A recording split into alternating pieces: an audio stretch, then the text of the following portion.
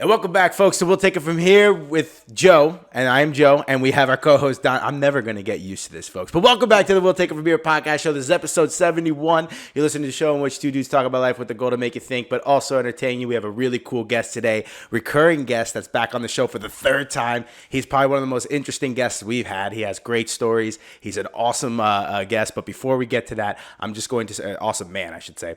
Before we get to that, I'm just going to do some little housekeeping here. We're now on YouTube. Go follow us at We'll Take It From Here with Joe and Don, as that's what you type it in. We'll Take It From Here podcast. It's on YouTube. Johnny over here, our boy, is killing it with the video. So happy we found him, or he found us, really. And we are on Spotify, Apple. You guys already know that. Please give us likes, shares, follows, comment on the videos, give us share the show if there's some value that you feel someone in your family, your friends, or yourself. If you got something from the show, just share it. It'll help us grow, it'll help us expand, and help us get a reach out to the public. Now, without further ado, let us welcome back to the show Dr. Gus Mouhtis for the third time. Sir, welcome back. What could I say? I'm like so happy to be here. Yeah. This is like a stress relief. You know Heck what I mean? From a crazy day. But Oh, really? I'm good, yeah. Yeah. Well, I was. Who was? Well, I guess I can't. Client confidentiality. But you had a stressful day. No, it at wasn't. work. It's never with my patients. Oh, okay. Yeah. Just like the admin. Just living. Yeah, living. Just living. When you're in a mental ward, it's normal for after a while. Yeah. It's right. It's quite normal. So It's people that aren't in the mental ward that really need the help. yeah, that's true. That is.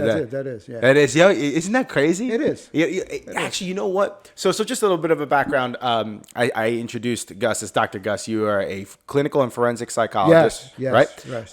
For you just finished, but for over 30 years you were contracted with DHS. Department. No, I was really contracted with the Department of Justice to provide forensic services. Yeah, so, yes, and I stopped with them 2022, I believe it was last year. Oh, awesome. Yeah, it's awesome. Great. So now I'm just, doing just regular clinical work. Yeah. After 33 years, that got to be quite challenging, actually. And Probably a lot of stuff. a lot of stuff, and then when COVID came around, you had to do the telehealth, and with certain patients that are forensics, it's just telehealth. Just for me, it's just too much of a big responsibility. I mean, they say they're coming in for a certain problem, and you're just seeing them on a screen. They could be doing anything. Yeah. They could be shooting heroin, and then you're responsible. So, Nice.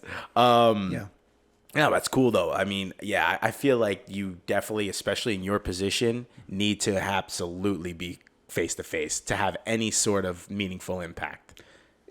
yes, for certain people. I mean, don't get me wrong. Telehealth has made it very convenient for people, but for certain people, you really need to see them. Mm-hmm. And forensics is one of them, in my opinion. Yeah. Okay. It just doesn't work. Yeah.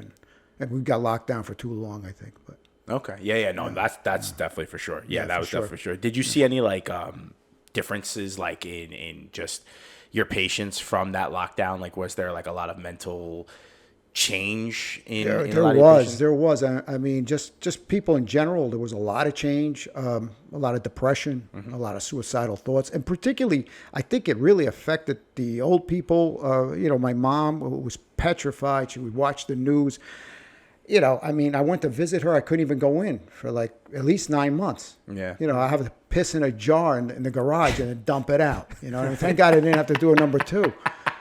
She says, "Oh, no, like Count Dracula, get away!" It's true, but what am I going to do? I had a supplier, I had to bring food. It was horrible for her to be alone like that, but she was petrified. Yeah. The other population I think it really hit hard is the younger people. I think people like students that were in school. You have kids, and you say it was very hard for them, and also. Younger people, they want to meet people, they want to date. They just learn how to do everything on the screen.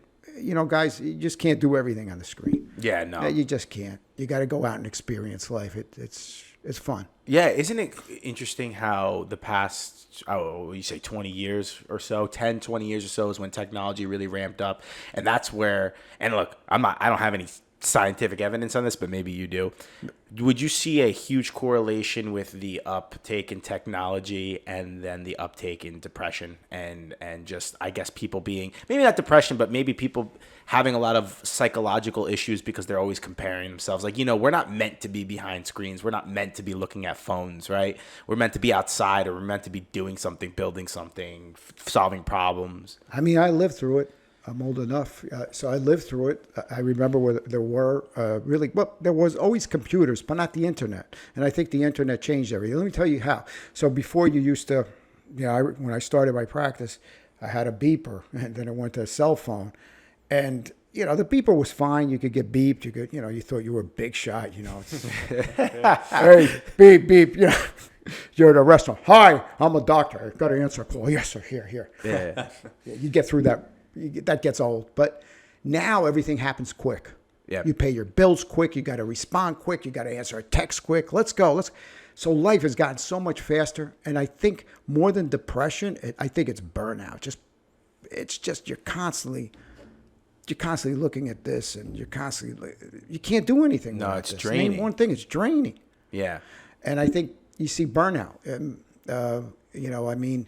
I know people that do finance, and they'll get. And that's the other thing that happened in COVID. There was no downtime, so you work from home. You think you'd be able to get away. You don't get away with anything. Mm-hmm. I remember being out for my daughter's birthday with my son. All right, could you hop on a meeting? I said, you hop on a meeting. You tell them when you finish, you hop on a meeting. We're out there at a restaurant. What do you mean hop on a meeting? But then again, when he got home, he had to hop on a meeting, 9:30, 10 o'clock at night. Yeah. So you wind up working more, and you can't get rid of it. You can't get rid of technology. In the old days, let's just say I was off. There was somebody else on call covering for me, so I could just get away from it. Yeah. Now you can't. Yeah, now you're like almost always. It's hard, and for me, anything that has my name on it, I'm very conscientious. So I want to do a great job, and the amount of effort that you need, it's exhausting. That's why I'm very careful how much work I do. Yeah, I only do enough where I don't burn out, and I could do a good job. I don't want to screw anybody out of my skills or anything like that. So no, for sure, and I think that's very important too. Yeah. One thing that I think you said there that a lot of people in our society don't do anymore is that you have your name on it, right? So you want to do a good job. I have my name on it. Exactly. And I taught my kids like that. They take that value, that old adage, hey, your name's on it. You make a promise, you keep it. Yeah. I don't care if it kills you, you do it. Absolutely. And, I guess it's always been the same. It's just a stress level. For example, the invention of the wheel made it much easier to build things, right? Mm-hmm. So just think of the wheelbarrow then, right? Just think of computers, a wheelbarrow for the mind. And wait till AI comes around.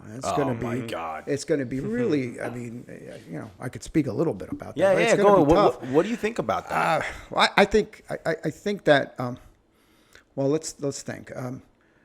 There's two schools of thought. One, that it won't get to the point where it could overtake us, and another one where it could get quickly. So when I hear two schools of thought like that are extreme, I kind of err on the side that it could get there quick. Okay. And how it would affect us, because it's learning. It's amazing. I mean, I did that chat GBT, and I asked, could you do a comparative literature study on, I forgot what it was, Edgar Allan Poe and some other poet, Robert Frost. And that would take a while. That would take a lot of research. I mean, the thing had it done in 4 or 5 minutes, had 30 pages, a comparative study. Something silly. And I was impressed with it. Yeah. Very impressed with it. Yeah. No, but you know what I think about that is it all seems good, right? And they pitch it as good, and it's not. And here's why. I think I always err to the side that it's going to be disaster, right? Disaster. And even, I do too. Yeah, and even if we don't hit I Am Legend status where robots are, which is possible, but let's just say that's out of the picture. Think about it this way. AI now does everything for you. So instead of you doing your research, instead of you learning and using this machine, which is your brain, for those of you who aren't watching on the YouTube, this is your brain. Right. Now you are relying on ChatGPT, right? Yeah. And then you become insanely lazy. And then and then as generations will go on, you'll lose the skill to critically think because you won't have to do anything. Yeah, started with Cliff Notes, for projects, Cliff Notes, and then now it's this where you don't have to do any research. Young kids can't even write cursive, so that's gone.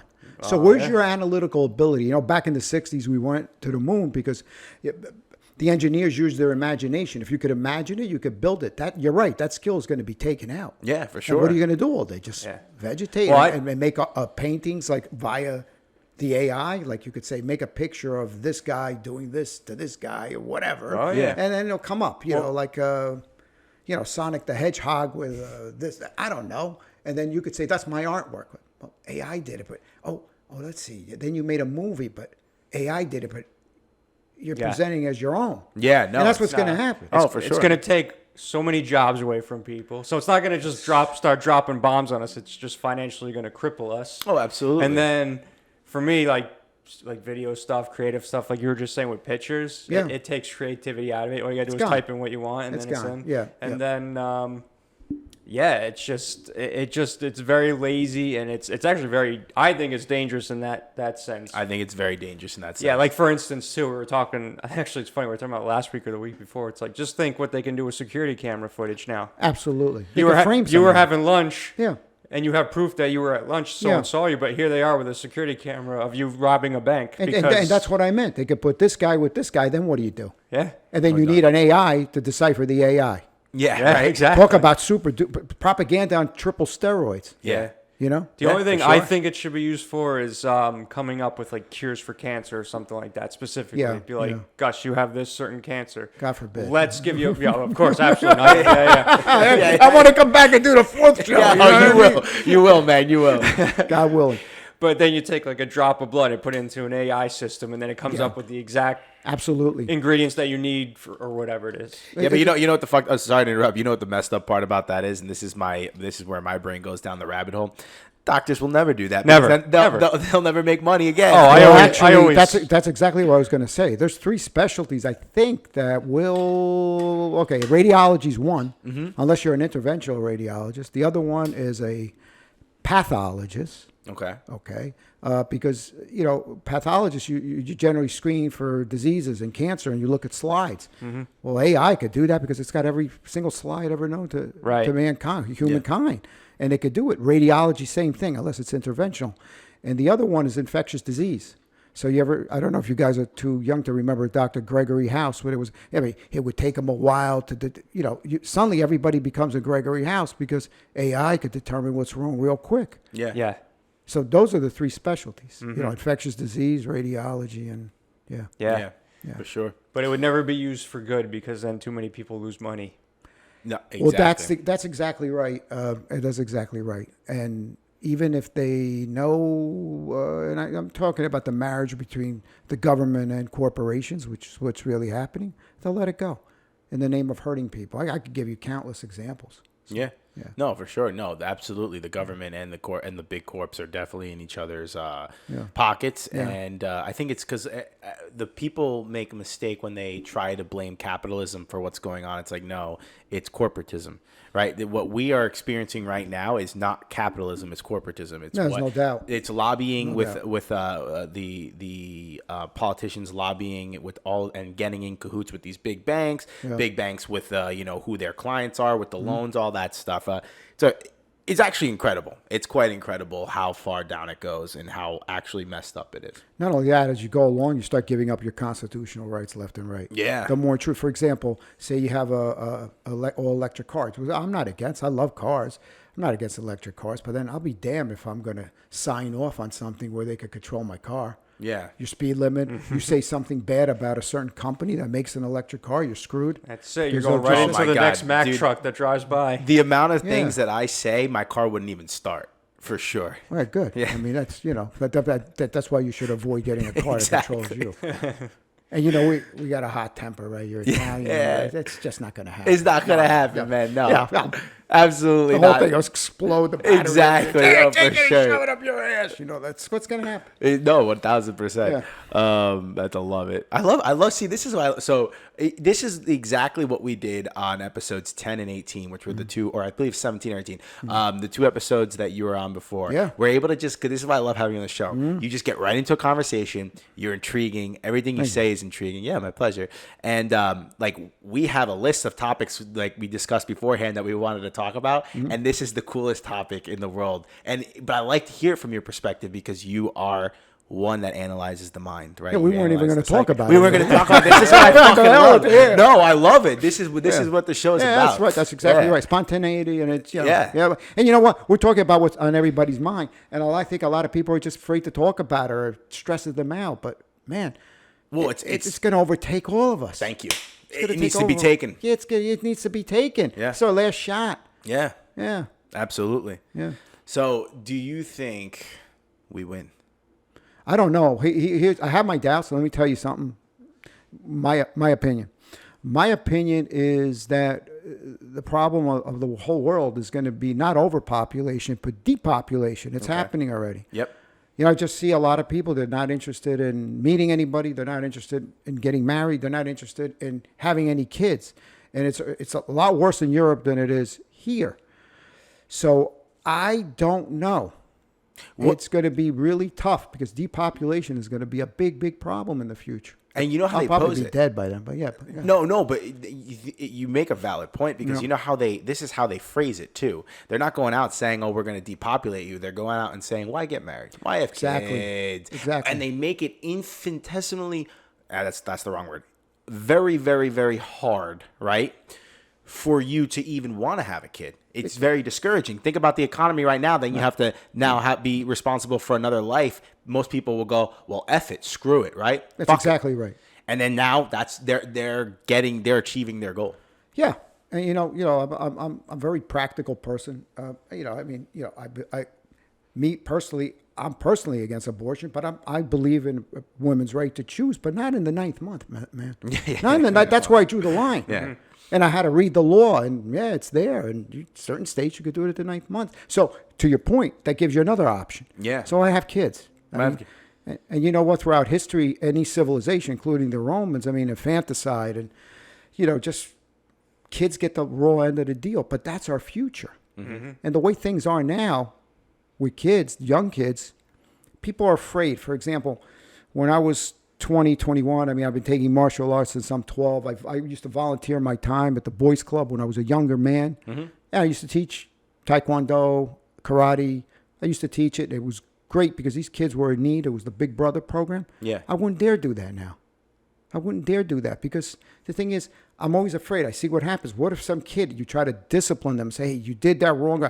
Screw you, or he put his hands on me or whatever. Then you're screwed. Yeah, you're fucked. Mm-hmm. Yeah, so you're saying, I just don't want to be bothered. I think that's wrong. And then that AI video. Yeah, the AI comes up and, you know. Like, well, here you were touching him. What are you talking about? I was over there. And you start getting, like, paranoid, but it's true.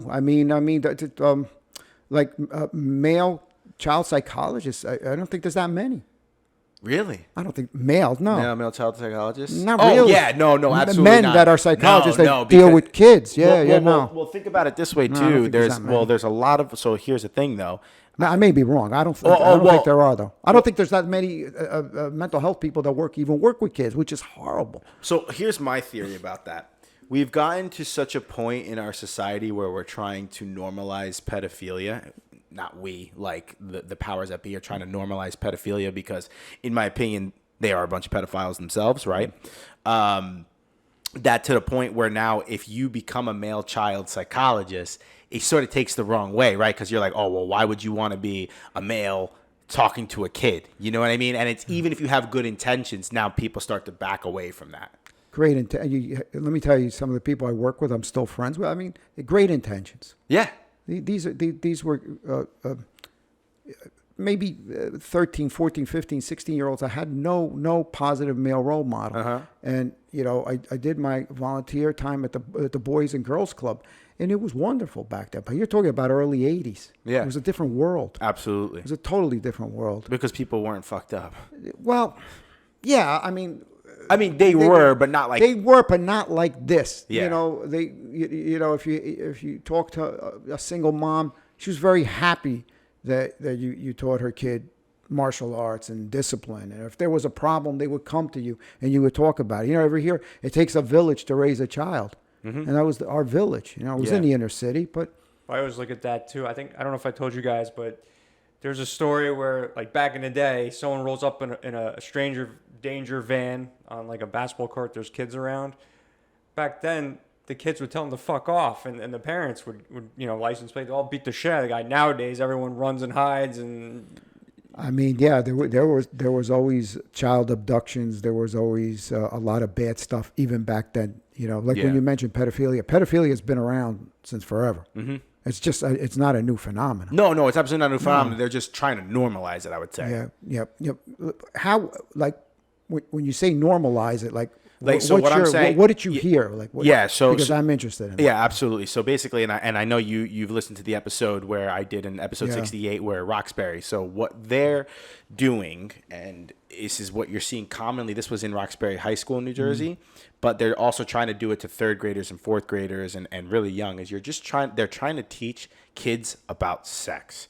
And it's first of all, anywhere in third or fourth grade should not even be a fucking conversation. I agree. Yeah. It's Freud called that the latency stage. Yeah. So there's not much going on. I mean, I think once you get around 11, 12, it's but done in an appropriate way. In an appropriate way, right? Exactly. So here's where it's being inappropriate. It's essentially just pornography in a book. So what they do is they take and I detail this. If you want to hear my opinion on this, go to episode 68. It's a solo episode, and I'm going to make some disclaimers that I made in the episode just so people, if you don't listen, you know what my take on is. Right. I don't really give a crap. Like we said offline, you're two consenting adults. Yeah, right? I don't care. I don't give a shit. You could do whatever gay, you want. Lesbian, I don't doesn't care matter. if you're transgender. Transgender doesn't matter. Doesn't matter. No. But when you're using the book is LGBTQ book, right?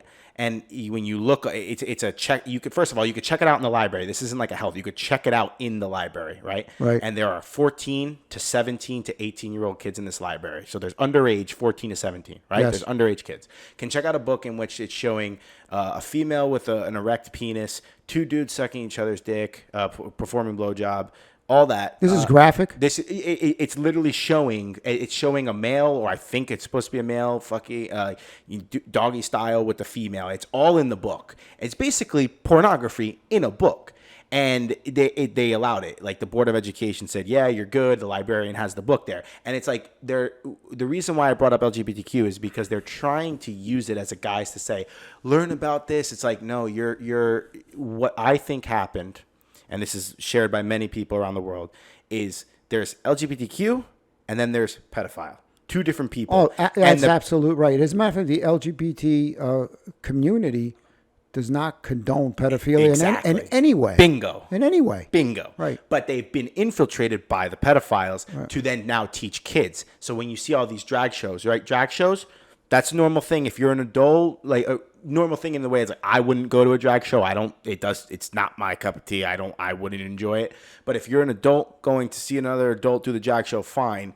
All right, you do you, fine. But when you now have kids that you see on these videos, and I've seen these videos on Instagram, it's literally a video of a kid with the parents bring him to a drag show, and it's a male drag in like some skimpy underwear, and he's putting a dollar bill in, like, what is that? Come on. What is that? The thing you got to remember, though, it's highly illegal for any adult 18 and over to present pornographic material to somebody that's under that age. Exactly. So, I mean, that's where I'm saying it's getting normalized now. Yeah, I mean, I've had people that were under treatment, court ordered, that called me up because of that stuff. He goes, the doc, they said, I went away for 5 years for less than this.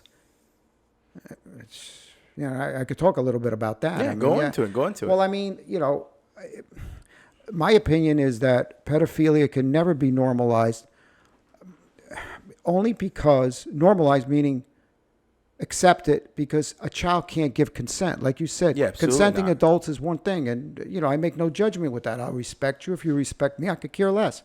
But not with a kid. Exactly. That's the problem. Exactly. And you have to know, like, pedophilia is considered a paraphilia in the Diagnostic and Statistical Manual. What does that mean? Paraphilia means like a sexual disorder. Okay. So they consider that abnormal. Okay, but it can never be normalized. Now, let me just tell you a little bit about pedophiles. There are pedophiles that never ever molest a kid, ever. But they're attracted to kids. And I met them. I mean, they're not bad people, but it is hell on earth for them. What goes through their mind? Like, what is a typical conversation like with one of these? What's going through their mind? What are they doing that they think it's okay? Well, let me put it simply. You're heterosexual. You like women. How you find a woman attractive. Mm-hmm. That's how they find a kid attractive. Whether it's a male, younger kid. Some of them are into teens, like prepubescent, like 8-year-olds. Jesus Christ. And yeah. But the same way, and they how we got them is the advent of the internet in. I'd say from 96, 97, 98, they used to go to the dark web and download child pornography. Now, the dark web, a lot of times, is law enforcement. They used to call it entrapment. Now we call it surveillance. So if you put child pornography out there and somebody bites and downloads it, now you have them, like a film or whatever. Yeah. They used to give out 18 to 22-month sentences back then in the federal system. Now they're giving 5 to 10, 15 years, depending on how it is. Mm-hmm. But that doesn't mean those people actually ever molested a kid.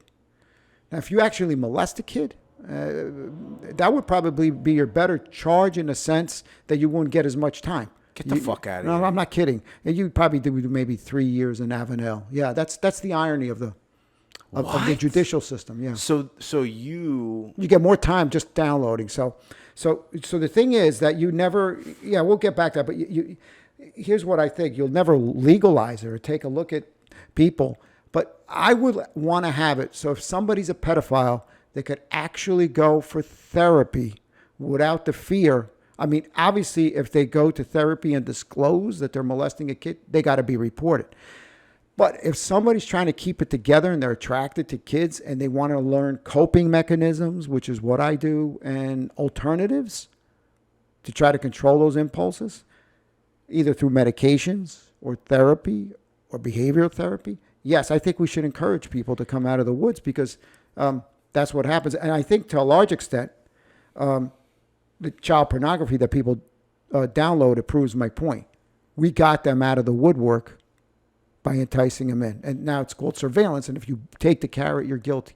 Now, but do you think those people, if they were never caught, would then graduate to actually performing acts? Very, very few. I only had one in 33 years that ever violated, that actually touched a kid. One out of probably hundreds.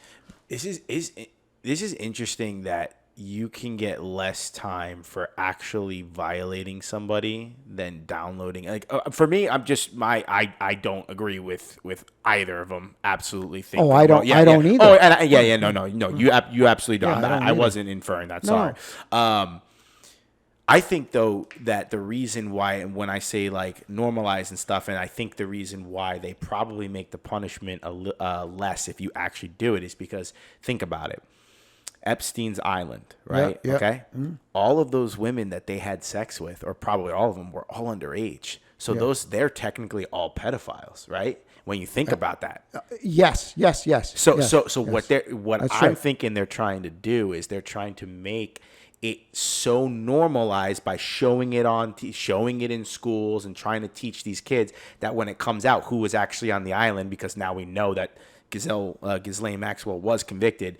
It'll be like, and not now, but like down the road, it'll be like, who gives a shit? Even though it's completely like they should. I think those people that do the trafficking, I think they should have their heads chopped off. Yeah, there's no doubt. You're doing child prostitution. Yeah, and in certain countries that is it's illegal, but they turn up. You're right. They turn a blind eye to it. Certain countries do, because that's where a lot of pedophiles go. Yeah. For example, Thailand. A lot of them do go to Thailand. Really? Yeah. Thailand doesn't have any strict. They do, but they turn a blind eye. It's overlooked. Yeah, money. Holy shit. Yeah. It's a terrible situation. But my whole thing is this: that I asked this question. How could you work with these perpetrators? I say, well, what's your solution? It might be easy. Maybe it'll cost you $1 to get a bullet and just shoot him right in the head and kill him, right? But if that's out of the question, wouldn't you rather have them getting treatment and keeping them out of harm to society rather than bottling it in, right? If you're not going to line them up and shoot them, then what are you going to do with them? They are running around right now.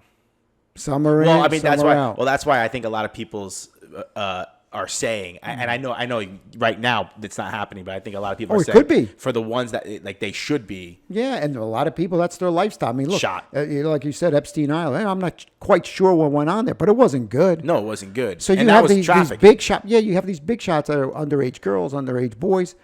It's disgusting. It really is, and they deserve. But they're like akin to like a drug kingpin. You know what I mean? Mm-hmm. Yeah, I would be in favor of giving him the death penalty. Yeah, for sure. Yeah, Absolutely. kill him. Fuck Yeah. yeah, kill him. Kill him. It's horrible. Absolutely. Steamroller. For sure. Yeah, legit. Some toes people have up. said wood chippers too. I know the people, fast, the too people fast. that right, the people that actually perpetrate that and are the pimps, for lack of a better, for kids. Kids can't give consent. You could be an adult sex worker. I have nothing against that. I don't make any judgments. But when it comes to protecting kids, yes. Yeah, absolutely. You have for to. sure. Yeah. But that's some of the stuff that, if there's got to be, I would want it where if a person has a real problem with that, they could get some resources to get help before they act out. So when you interview these, when you're speaking with interviewing clients, them, that's a good term, yeah. When you're interviewing these clients, right, and you say that it's hell on earth for them, Yeah. are they really coming in like basically borderline wanting to kill themselves for what they do? Is that what it is? Absolutely. It's like somebody telling you if you're homosexual or heterosexual, it doesn't matter. They tell you that exactly. Maybe what the LGBTQ community had to go through and live underground for so many years. It's like they're telling you to deny your sexuality. But their sexuality, they have to deny it because a kid can't give consent. Yeah. That's what I mean by hell on earth. For sure. Think about it. I say to you, Joe, you can look at women, you can't go anywhere near them. It's no good. And you figure how that might frustrate you or whatever. But do they think it's bad? Absolutely. Absolutely. It destroys their life. Once they get charged and convicted with that and do 5 years, 10 years, 20 years, life is ruined. Yeah. No, for sure. Their life is gone. Most of them are on lifetime supervision. Really? Yeah, lifetime supervision, meaning once you get out of jail, you have a probation officer for the rest of your life. Okay. I mean, up to 15 years, you could petition the court if you were good, if you went through Megan's Law and everything. Jersey's pretty tough, which I got to admit they're pretty good with that. So Interesting. yeah. Fuck, there's a lot to dissect here. Man.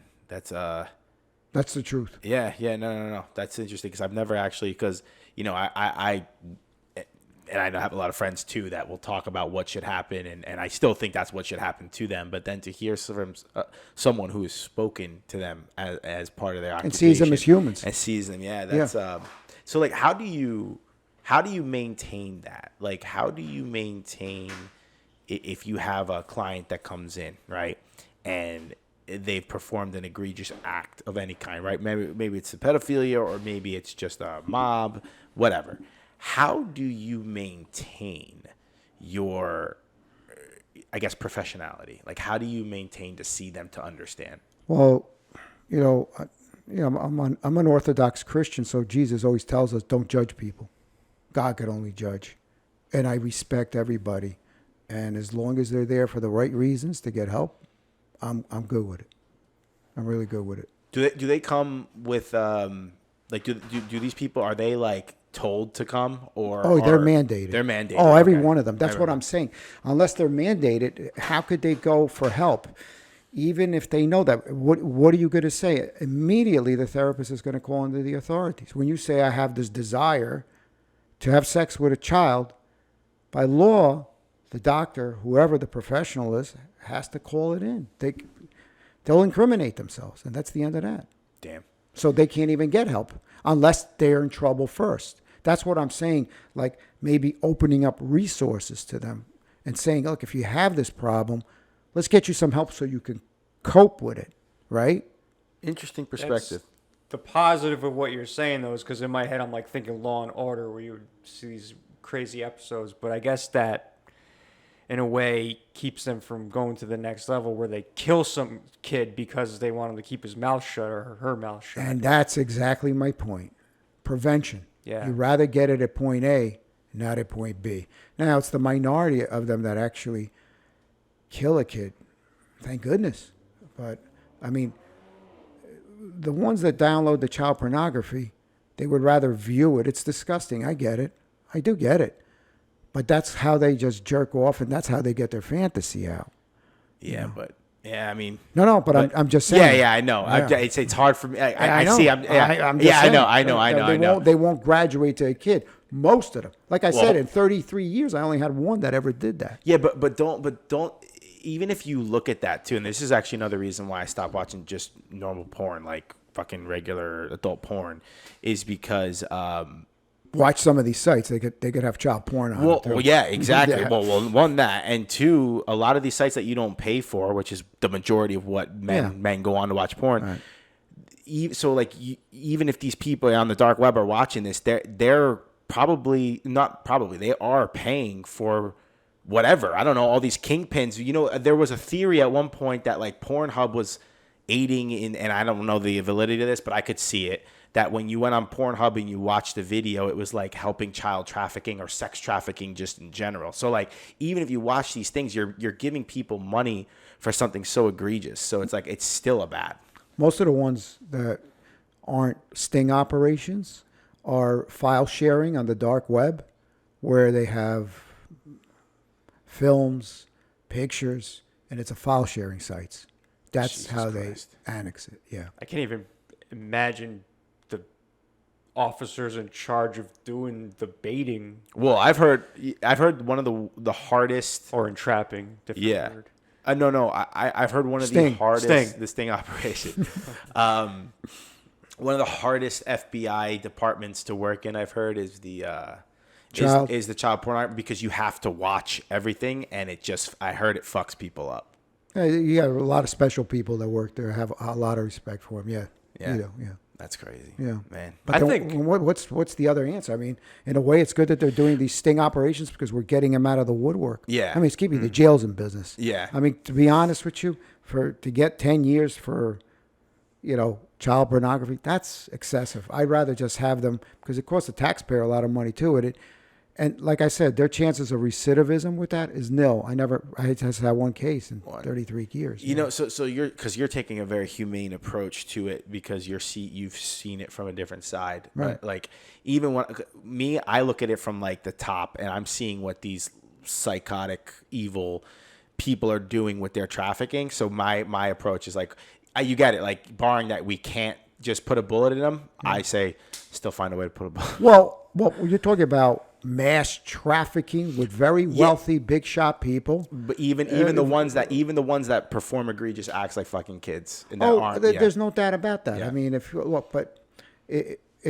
don't they usually get killed in jail? They do. Or prison? Yeah, prison. It's hell on earth. Yeah, I mean they get it. Yeah. Oh, But yeah. There's so many of them that they make up the biggest population in certain federal prisons. They're always put in a low. Yeah. Are you allowed to expand upon a possible client that came out for whatever, one of the pedophiles that came out? Are you allowed to disclose anything that may have how they were treated in the prisons? Because I thought I could tell as long as I don't mention their names. Yeah. I mean, look, some guy, the profile is usually, it's usually a Caucasian. Okay. Always. Yeah. No women. Yeah. No women download child pornography, because if a woman goes with an underage student, it's usually a teacher. It's more for emotional reasons rather than just pure sexual reasons, although they cross the boundary too. But I've never had a woman that downloaded Those child are the ones pornography. we joke about where it's like, Exactly. why wasn't she our teacher? Exactly. It's not looked upon as, I don't know, but it's bad because it's exploitation. Right. But okay, how they're treated in prison. I mean, if they know who they are. The guards don't have much use for them. But everybody's got to get along and get better. But let's put it this way: if you open up your mouth or somebody else is having a bad day, you're going to get slugged. Yeah, for sure. You're going to get slugged. Yeah, for sure. Yeah. It's fucking crazy. But Man. they're not rude people. They're. I mean, I wish you could even meet one of them. You'd say, I know what he did, what downloaded the kiddie porn or whatever. He's disgusting, but they're quite normal in every other way, which leads me to believe that that's their sexual preference, so to speak. They like kids, and that's hell on earth to be like that. It's not something that you want to do for malicious reasons. Interesting. So then you got, well, it's the truth. So what could you do about it? I mean, either I would say Get him out of the woodwork. Let's see who you are. Let's try to help you so you don't, like you said, you don't want to go to step 3 and actually, you do something to a kid, you slip up, and now the kid witness, you kill the kid. Like that happened with Megan's Law, Megan Kanka, back, I think it was in the early 90s. And I think it was Jesse Temintaquas, right? So, yeah, I mean, you don't want that. Wait. So I'm actually not too familiar with that. I've With heard the that. case? Yeah. Okay. It was just a neighbor. Yeah. Okay. And then what happened was lured the child, and he sexually molested her and killed her. Christ. And that was in Jersey, yeah. And also you have like tier 1, tier 2, tier 3 Megan's Law in Jersey, and usually every state too, where if you're a more dangerous offender, you go to a tier 3, where what happens is that your neighbors know who you are. So if you go on New Jersey sex offender registry, you'll see everybody. You'll see everybody. I mean, maybe even For here, sure. whatever. They're all around. You'll see how many, where their addresses are. If they're tier 2 and 3, with their pictures on it, with their license plates, everything. Oh wow. But you can't go after them. Yeah. That's just to protect. That's why they did it after Megan Kanka. In Jersey, they passed Megan's Law, but I think they did it all across the country, if I'm not mistaken. Yes, they did. So now, if you're moving into a neighborhood and you could see where they live, you could be much more cautious. Do Interesting. you see my point, though? You got to get them out of the woodwork. So if you just keep them, if you're going to get them all, then how are you going to do it? Like, I mean, if you don't know who they are, I'd rather know who they are. Right. And especially if they're dangerous. Well, that's why I feel like TikTok and like Instagram, like we have TikTok, there's so many young people on there, and it's just like you're just baiting these sickos to, Yeah, that is. you know what I'm saying? Like it's just, I don't know. Well, you had a lot of things. I think, like I guess the topic is even with these the video, not videos, but pictures that they may be showing in schools and all that. I mean, take a look at some of these beauty pageants. I mean, a lot of these guys that would come in and they would have like, I don't know, 10-year-olds dressing like they would put in like false teeth. Because Yeah. you know what I'm talking about? The pageant. Well, You're talking about recently, right? Yeah, I mean, these guys would be watching this like you might be watching, I don't know, a bikini contest. I don't know. Well, that's and that's that's know, what you're I'm exploiting the girl, the young girls. well, that's why I don't like those like No. dance pageants and No, stuff. Yeah. fuck that. Yeah. I have a niece and she loves dance, but like I'm always like when she does the Yeah.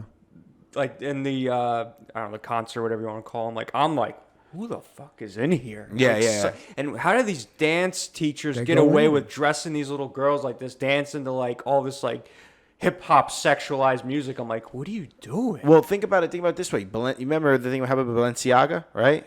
The Balenciaga, the fashion company, right? They had this, I guess it was a marketing promo, I guess you would call it, where little girls and like little boys or the little girl was like dressed in bondage, and there was all this bondage shit. It's like, dude, what the fuck are we doing? Like, that cannot happen. That cannot happen. And it's like, but they try, and they got fucking destroyed for it. They got too. destroyed. They got destroyed. But like, what should have happened in that case is the person should be fucking stoned in the street. The CEO. Why the fuck would you do that?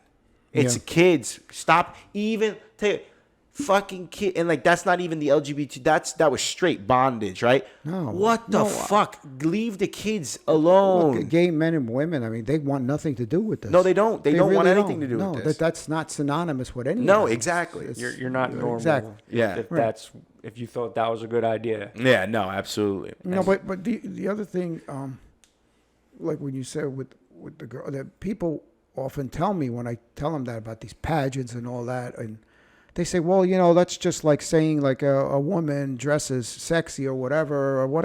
Okay, fine. A woman could go naked in front of me. You still can't do anything. Yeah, I agree with you, but that's me. There's other motherfuckers out there that don't give a shit. Yeah, exactly. They don't Yeah, have and that. it's They don't not have just that with- off button. Or that No. yeah. No, I meant forget about child pornography or pedophilia or whatever. I met stone cold killers that would just snap you in 2 seconds. Yeah, exactly. No. So like, So you can't assume that everybody has the requisite impulse control to live with the rest of us. because they don't. No, Right. some of them don't. And Thank God it's a small percentage. yeah, and sometimes though it's crazy because on that point, like, yeah, you're rolling like who. It depends on who's in front of you. Like, I don't go to Detroit, 10 Mile or 8 Mile, whatever that street's called. I don't go there, get potentially killed, get robbed. 8 Mile Road. 8 Mile Road, yeah. Get robbed, get killed, whatever, right? Drive by, get shot. And then when I say that, people don't go, oh, they shouldn't have done that to you. You know what they say to me? Why the fuck were you in 8 Mile? What were you doing there? Why would you be there? You shouldn't be there. It's the same thing. It's like, okay, yeah, if I take off naked, you can't touch me. Yeah, I get that. But when someone does it, why the fuck were you even in that situation to begin with? It doesn't make it right what the guy did. No, not at all. But why even put yourself in that situation? Yeah, of course. And thank goodness most people have the impulse control to say, oh, okay, forget it. Some people don't. They don't give a shit. Yeah. Yeah. You never underestimate the pathology of people. I mean, It's like those people that just decide to ram in the crowd of people. Yeah. absolutely. They're just like, oh, here we go. Yeah, And exactly. then people have this distorted view of what they look like. They could appear to be very, very, very normal. I mean, take a look at those college girls, and I think that one guy that got killed out in Idaho. Oh, I didn't follow that one too much. I didn't follow it that much Yeah. either, but the guy was, he looked a little, sure, after you think that he did it, yeah, everybody starts to look weird. Right, Oh, you look look, at you him. look in But their when eyes, they're like, wait When a you minute. look at him, he could be the nicest guy. And, that's the thing with serial Yeah, killers. They're extremely exactly. nice. They'll ask you. I mean, Ted Bundy was a good-looking guy. He was a law school student. He got a lot of dates, and it's just that he liked to kill them. Yeah, legit. No, yeah, anyone could be. It could be anyone, right? Absolutely. It's ridiculous. But getting onto this topic about all these things, right? Like we covered the pedophilia, but also this chaos in the world. I think it would be cool now to touch on it. We touched about it in the beginning with mental health. Like, we're at a break. I think we're at a boiling point. I think the water's boiling, and at some point, something's gonna get cooked up. Well, you know what? I've never seen this country, or even in the world, so divided. Right? And yeah, I think and we wanted to touch a little bit on propaganda, and I think it's just by design. Yeah. Because years ago, I mean, I used to have discussions with people, but I don't give a shit who you vote for. We might have a little friendly banter. Now everybody's at each other's throats. Yeah. And I mean, they're so brainwashed. I mean, I remember we had Easter, and I don't care, I'll say it, but, some family member said to me that, the MAGA people are so racist that they actually took Aunt Jemima off the carton. Wait, what? Yeah, think about that for a it minute. wasn't the MAGA people that No, took I it. know. Oh I know. And that's when the debate stopped, because I said, forget it. I can't even get a point across. I mean, I wanted to have like a scholastic type of debate. This always brings me back to, I don't know if So it had to be MAGA people that took her off the Absolutely. carton, right? Yeah, right. Yeah, oh yeah, it had to be. Okay, It always brings the it back- discussion ended right there. Yeah. It was the other way around. It was the other way around for sure. You know what's funny about that too? Just a quick side note on that. It was let's call it the Marxists, right? Because you could say left and right, but at this point, it's not left versus right. It's we the people versus a select powerful people, right? Yeah. So let's call it Marxists. Yeah. The Marxists are the ones who took away the Aunt Jemima, right? They took away a black lady off the syrup bottle. They took away a Native American off the butter. But Quaker Oats white dude, we stayed on. So and they preach to be the ones who aren't racist. They preach the one. Oh my God, it's fucking crazy. Here's the thing: if you want to take it all, okay, fine. I don't have a problem with that. But I'm just saying this: to think about the amount of propaganda and program that they have, and it makes sense to me that they said, well, MAGA took her off the carton because they automatically associate that with being racist or sexist or any of the other ones, or being offensive. Well, automatic. Yeah. Same automatic. way the MAGA people may think that a liberal is like a certain stereotypes for them too. Yeah. And what that does is effectively divide us. Mm-hmm. And it makes it easier for them to conquer us. Right. I just wanted to read something to you guys and just see if you could identify with this. And these are 8 levels of control. And this is out of a socialist. This is how to build a socialist nation, right? So, can I read some of them? Is that okay? You absolutely because can it goes read all right of over, them. because it goes right along with the propaganda. I love it. Please share. So the first thing is healthcare. Control everyone's healthcare, and you control the people. And that's happening now. Okay, so let me give you an example of how it's happening. There's no more privacy unless you do handwritten notes, because if you go to these big conglomerates, I mean, I went for blood work and then I went to my urologist. I go, oh, doc, here, I have, I'm a good patient. I have my blood work. I go, oh, I got it right here. Wait a minute. How did it get released to you? I didn't sign anything. Oh, it's in the system. What system? Yeah. But it's in the system. Control their health care, who you see, how much you see, and control how many healthcare options you have by socializing it, and that's what it is. I'm not opposed to socialized medicine, but I am for privacy and having options. You take those options away, it's control. Poverty, increase the poverty level as high as possible. Poor people are easier to control and will not fight back if you are providing everything for them to live until the money runs out. And what happens at that point is Venezuela. Yeah. You wait. Now, I was in Venezuela in 1982, and it was a prosperous country, a beautiful country. I mean, very rich, very educated. It was 1982. Look at it now. Yeah. That's when socialism was introduced. And they're in hyperinflation right now. Horrible. Yeah. Hyperinflation, you have to wait in line for food. They were getting run over, too, by, the government. Yeah. That's many countries are that way. I mean, that's what happened. Debt. The other thing is to increase the debt. The debt for financial, like for our gross national product, not the gross national product, but what they're fighting for now, the budget, the governmental budget. Yeah. Increase our debt to an unsustainable level. That way, you are able to increase taxes, and this will produce more poverty. So think about it. A lot of people in your generation, it's hard to afford a house. They want, government, I'm convinced, wants a lot of people in apartments. Easier to control, like they have in communist China. Yeah. And if I traveled in the former Yugoslavia, like Croatia, and I went on a tour, I said, show me some of the communist buildings. They look kind of very similar to what's popping up all over now. Yeah. It's easier to control people in buildings. What's happening is taxes and insurance is getting so high. I think we're like the last generation that's kind of like, and it might get too high for me too, who knows? But you get it though. Increase the debt. Absolutely. Yeah. Yeah. And then gun control. Remove the ability of the populace to defend themselves.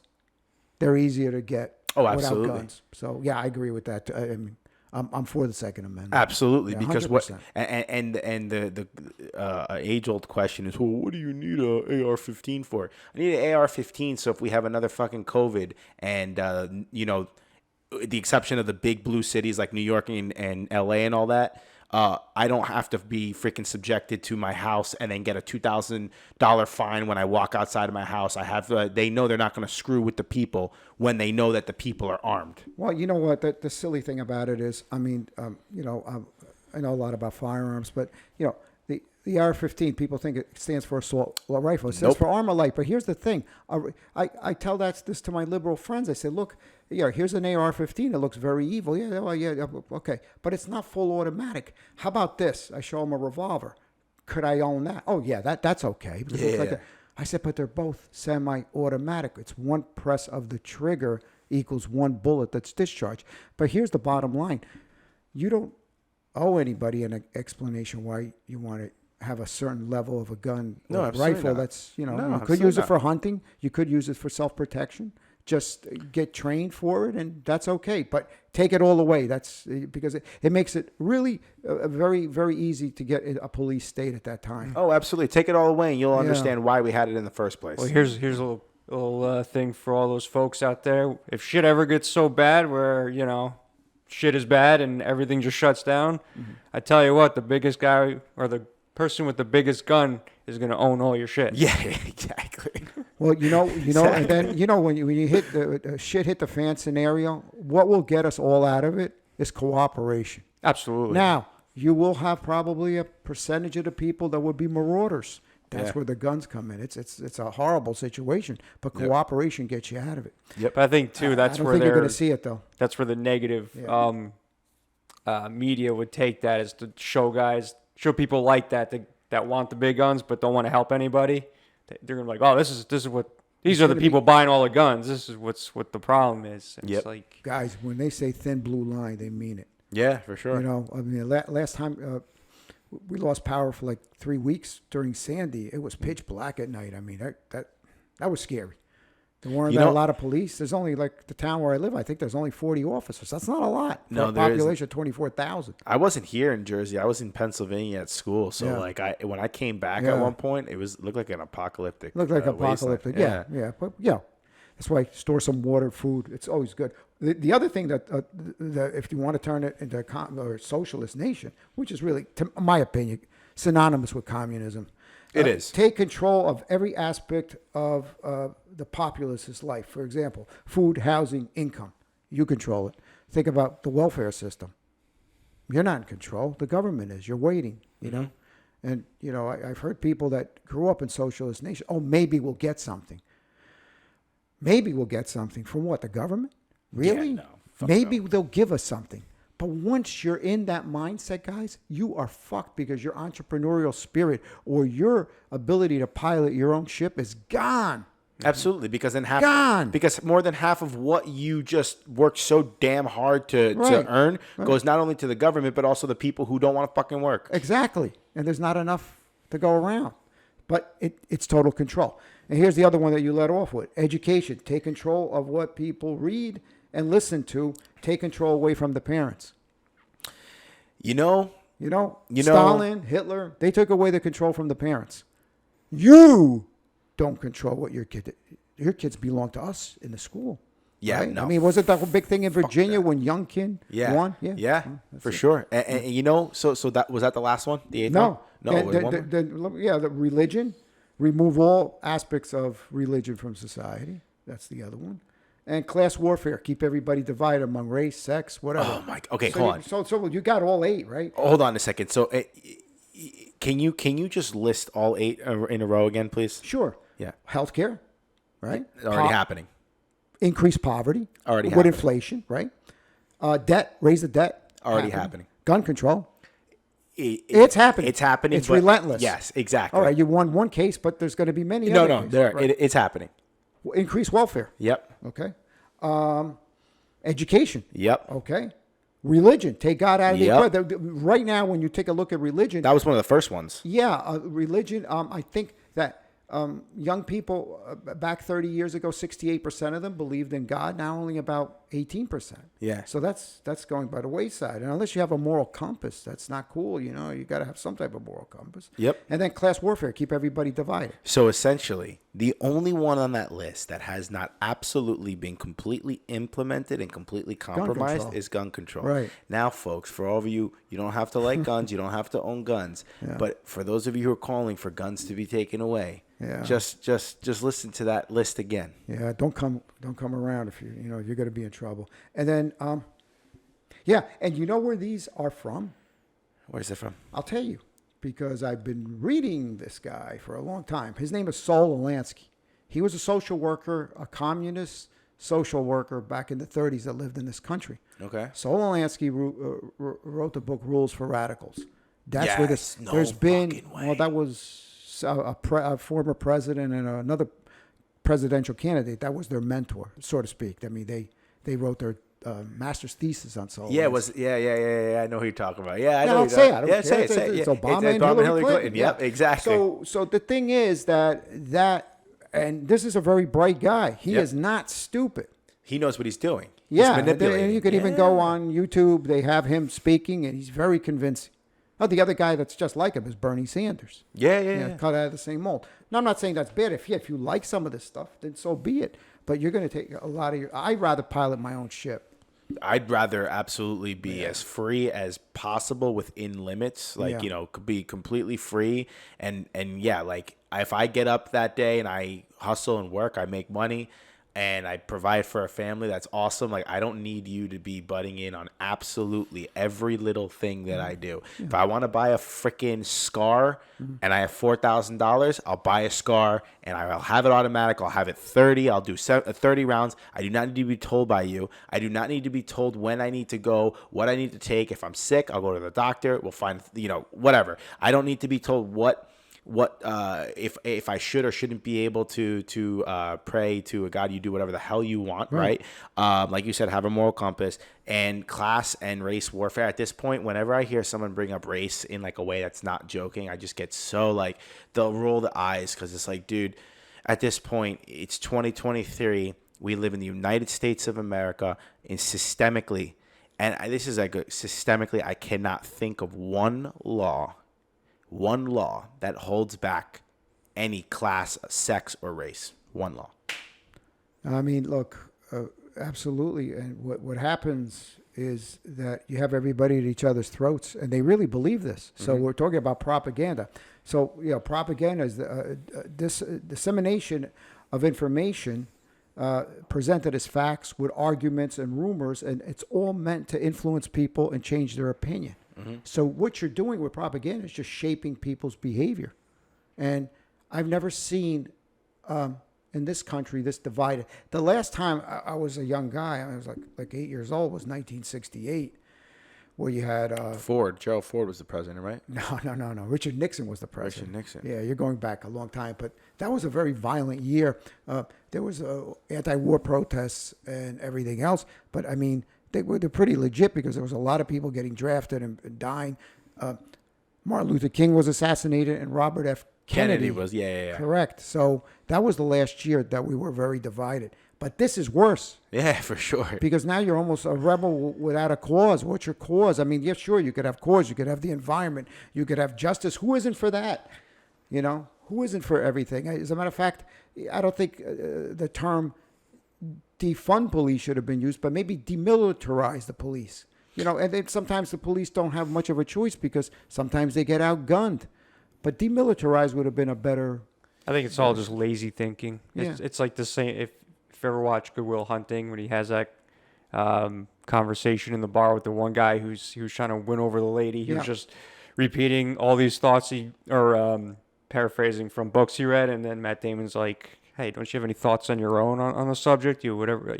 Oh, I see. Yeah. So it's like a bunch of people are just regurgitating what they're exactly. Yeah. So you could say all this one thing, and I'm just going to be too lazy to do my own thing. And so I'm like, yeah, Joe said it, so it's got to be true. It's got to be true. The "we'll take it from here" boy said it, so but you know what? It's sad too. Wasn't there a thing too where if you're on this side of the country versus this side, it'd be the same story but reworded differently to favor. Exactly. That's propaganda. Yeah. Yeah.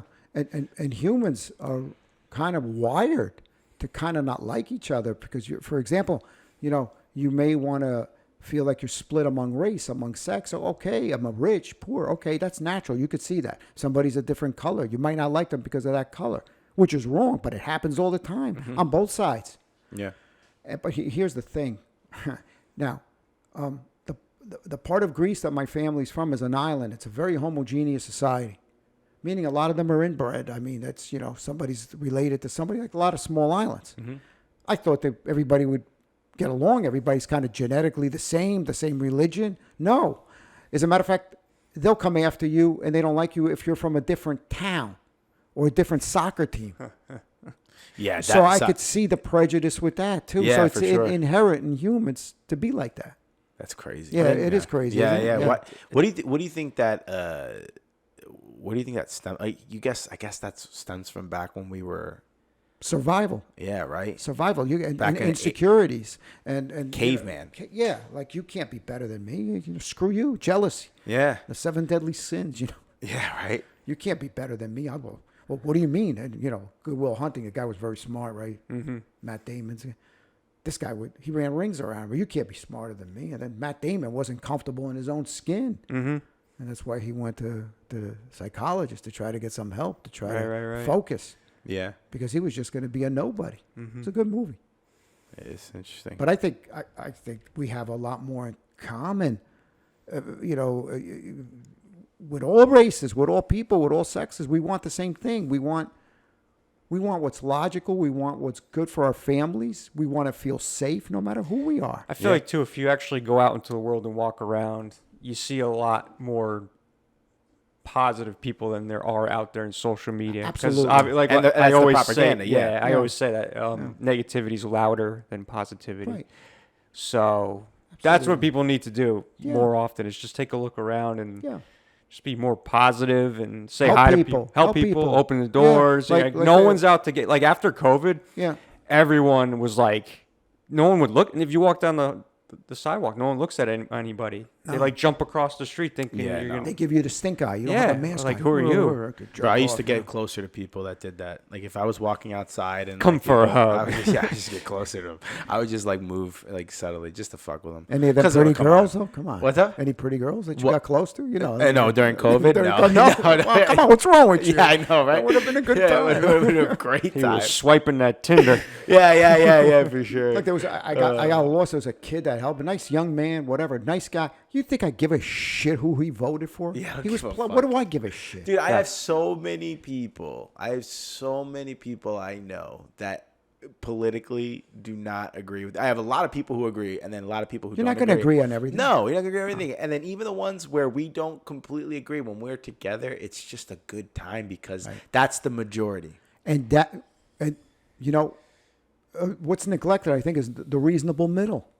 Yeah. Yes. It's a reasonable middle. It's neglected.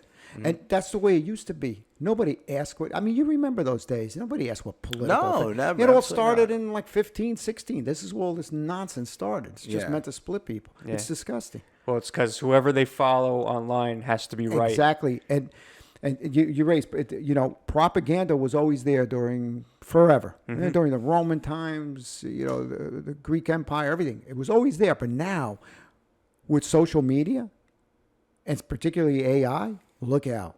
Because Yeah. your behavior is being shaped. Yeah, If you're on absolutely. TikTok or whatever and you're scrolling and you're liking, your behavior is yeah. being shaped. Yeah. You understand what I mean by shaping, right? They can mold Yes. how Oh, you absolutely. think. Yep. It's a form of mind control. So go on Instagram. For those of you Instagram folks, go on your reel section and start watching videos, right?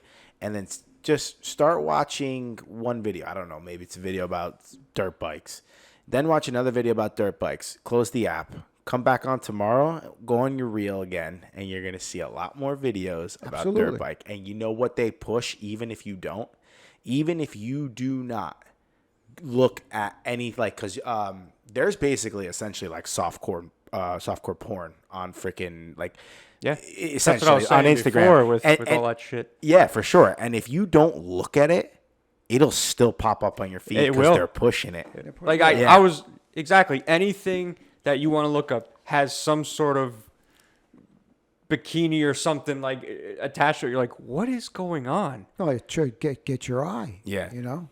And if you're a girl looking or a woman, it's the opposite. Yeah, it's Yeah, definitely whatever guys. your sexual orientation sure. is. It doesn't matter. But that does goes it- back to like the pedophilia thing. Like it's just like they're trying to wire you back into porn and all this they other are. stuff. They, And Exactly. they literally are. Yeah, and like you said, you're being shaped.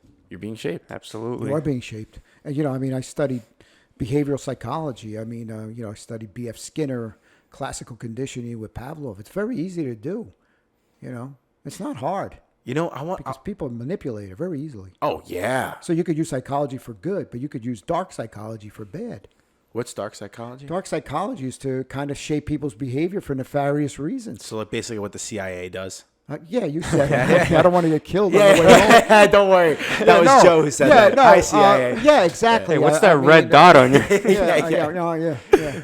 MK Ultra, that was another Yeah, one. no, that was a huge one. NK Ultra. yeah, do you yeah. know a lot about that? Yeah, pretty much. Can you go into that if you don't Not mind? too much, no. Not too much. No?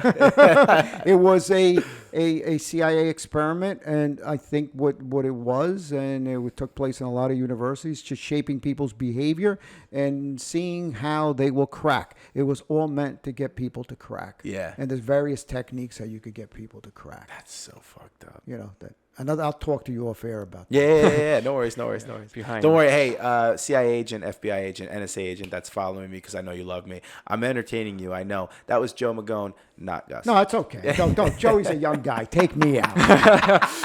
Let him get his masked lady. Spare the youth. Spare the youth. Come spare the on. youth. Just don't pollute. Don't throw my body in the river. Don't pollute the river. You know, no, but yeah, I mean, it's no secret. I mean, look, we use it because look, the CIA exists because we're dealing with a lot of bad people too. So Yeah. we have to be just as bad, and we have to be surreptitious, and we have to do a lot of things behind closed doors.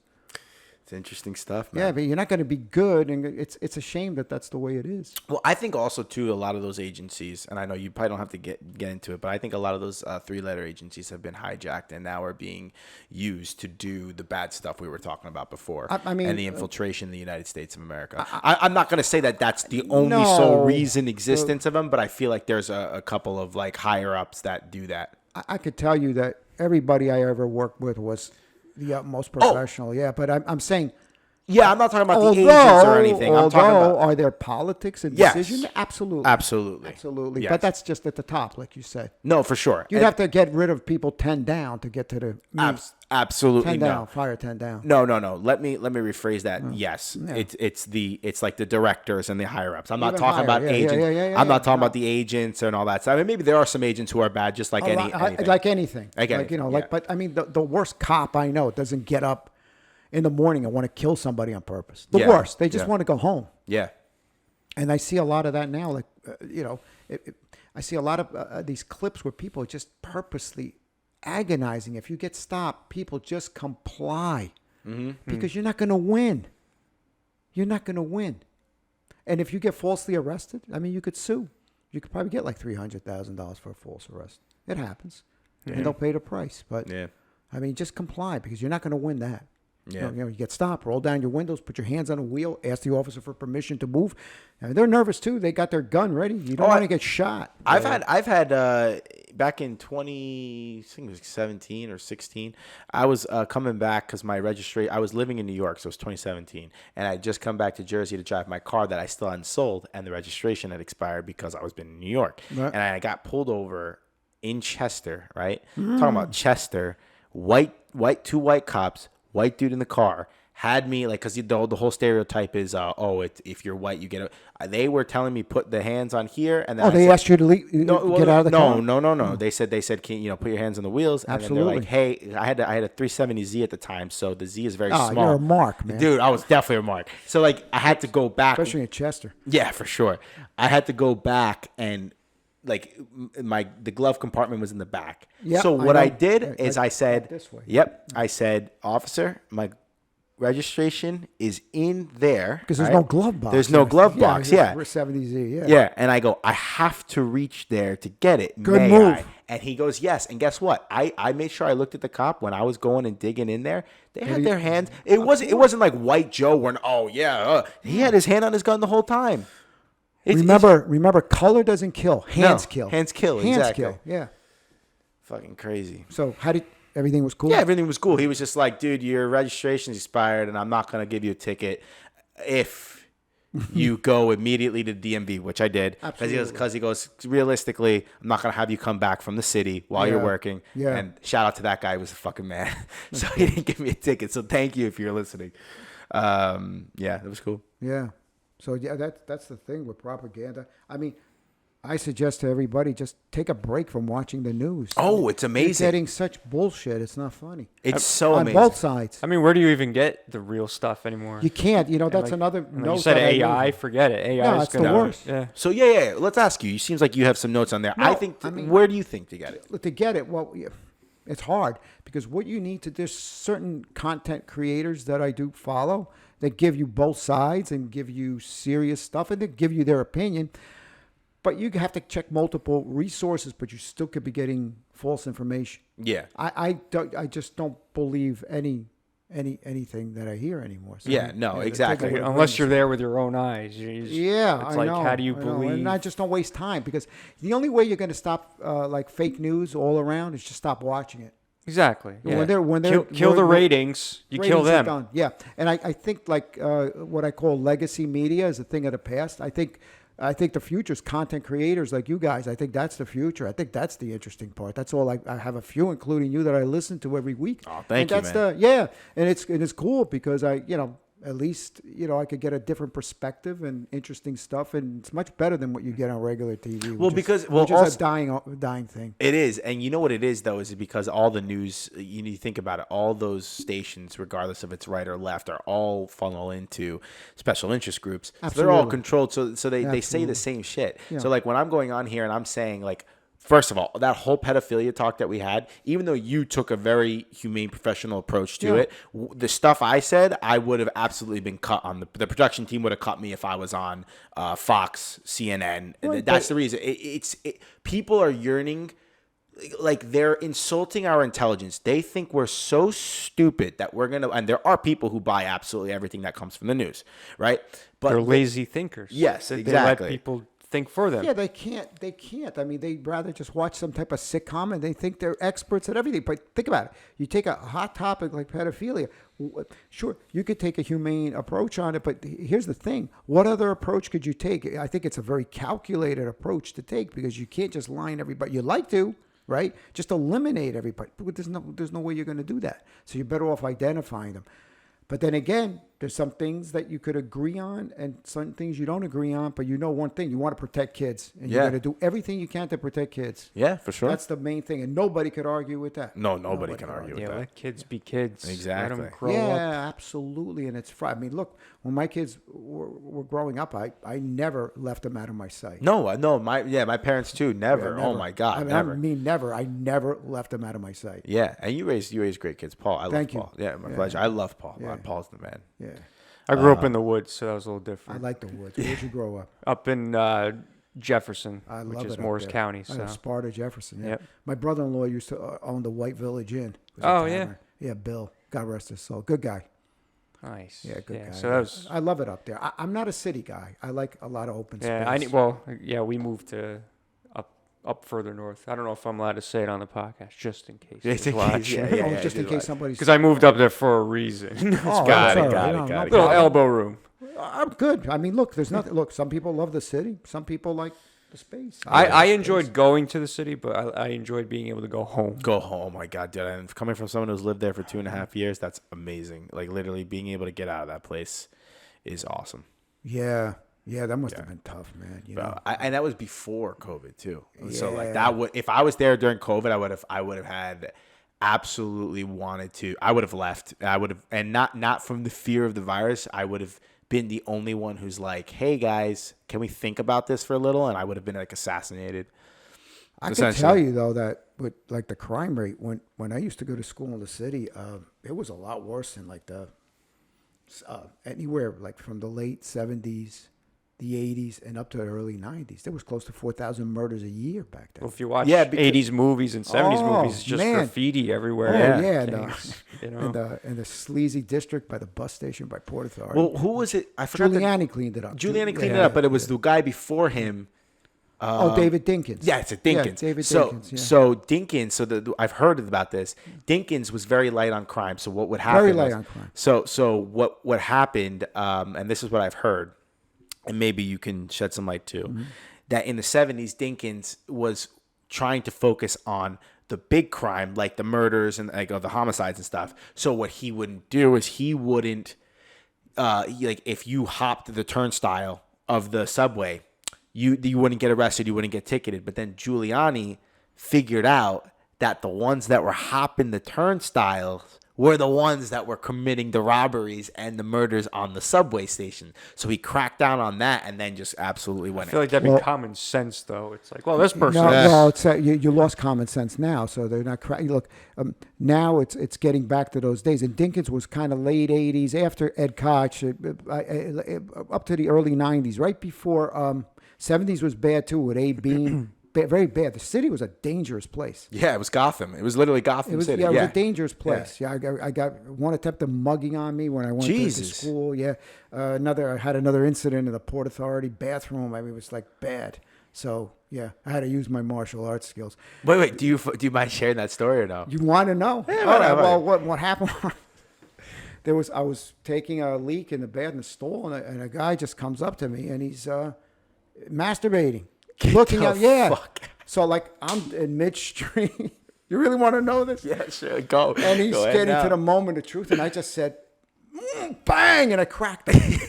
As soon as I crack him, big Port Authority cops come in. I said, he was doing that. He goes, what happened? I go, he was, jerking off, and he goes, that's the guy we were looking for. Bang, zoom, bing. He goes, I said, you need anything from me? He goes, get the hell out of here. I love it. Yeah. Hey man, you saved the day. You caught him, not those sons of bitches. No, You caught him. no, they were following him because he had been doing it. He wanted. Yeah.